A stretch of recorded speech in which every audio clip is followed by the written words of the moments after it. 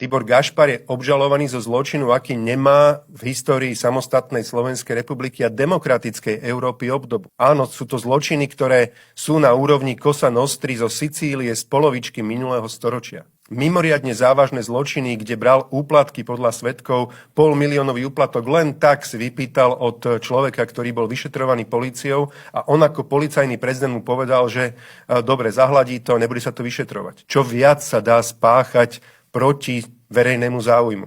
Tento človek má mať voľný priestor, doslova diaľnicu do politických diskusí. A keď teda sa nevedia uvedomiť televízie, tak naozaj chceme poprosiť našich opozičných kolegov.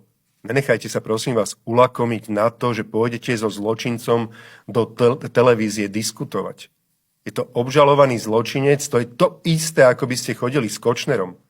Majte Boha pri sebe, prosím vás, a ukážte v tomto, že naozaj to myslíte dôsledne s bojom proti mafii a s bojom proti korupcii a rozkradaniu štátu. Tibor Gašpar patrí do kolúznej väzby, nie na televíznu obrazovku. Prosím vás, nelegitimizujte zlo.